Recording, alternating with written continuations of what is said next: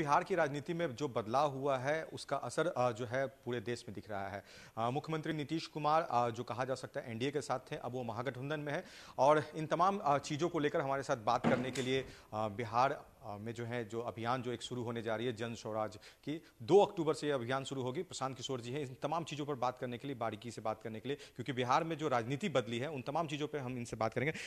Sir, जो स्थितियाँ बदली हैं बिहार में, क्या बिहार के हित में है? विकास की बातें हो रही थी, उन तमाम चीज़ों पर ये बिहार के हित में है या नहीं ये तो जनता को ही तय करना है। जहाँ तक सरकार का सवाल है तो सरकार में तो कुछ बदला नहीं है। कुछ मिनिस्टर्स के नेम प्लेट बदल गए। जो 14-15 मिनिस्टर भाजपा के थे वो आज आरजेडी के हैं और सत्ता का जो बैलेंस है वो कुछ हद तक नीतीश कुमार के सिर पाले से निकल के आज आरजेडी के पास है। बाकी मुख्यमंत्री वही हैं, कार्यक्रम वही है।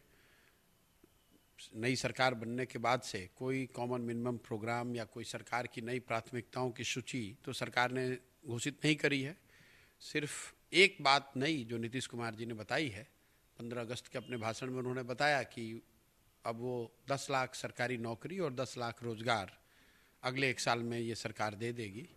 तो उसको लेकर जरूर मुझ जैसे लोगों को थोड़ा आश्चर्य भी हुआ सुनकर, क्योंकि यही नीतीश कुमार हैं जो अभी चुनाव के दौरान ऐसा बता रहे थे कि 10 लाख नौकरी की बात सरकारी नौकरी की बात करने वाले लोगों को समझ नहीं है। जैसे आज मुझे बता रहे हैं कि मुझे एबीसी का ज्ञान नहीं, वैसे उन लोगों को उस समय बता रहे थे कि क ख ग का ज्ञान नहीं है।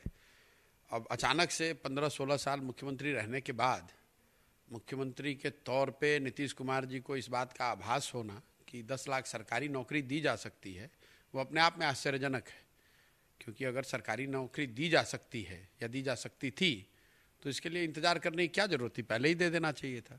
लेकिन चलिए, अब मुख्यमंत्री हैं, नई सरकार बनी है, उन्होंने अपनी प्राथमिकता के तौर पे इस बात को घोषित किया है, तो हम लोग को उनका समर्थन करना चाहिए। सबको 1 साल का समय उनको देना चाहिए। मैंने भी ये बात कही है कि अगर आप 1 साल में ये नौकरी सरकारी नौकरी दे दें 10 लाख लड़कों को तो बहुत अच्छी बात है। फिर हम लोग आपके समर्थन में खड़े होंगे और अपना अभियान भी वापस लेंगे और जो कुछ भी शक्ति बुद्धि थोड़ी बहुत भगवान ने दी है वो आपके पीछे आपको नेता मानकर लगाएंगे। क्योंकि अंततः तो बिहार का भला होना चाहिए, विकास होना चाहिए, कोई करे। अगर नीतीश कुमार जी ही उसको कर पा रहे हैं तो किसी दूसरे को प्रयास करने की जरूरत नहीं है। सब लोगों को नीतीश कुमार की ही मदद करनी चाहिए। इसीलिए मैंने कहा है कि अगर 10 लाख लोगों को नौकरी सरकारी नौकरी दे पाते हैं तो बिल्कुल साल भर के अंत में मैं उनके साथ खड़ा रहूंगा, उनके पीछे खड़ा रहूंगा, उनके नाम का झंडा बैनर लेकर घूम रहे होंगे, उनको नेता मानकर।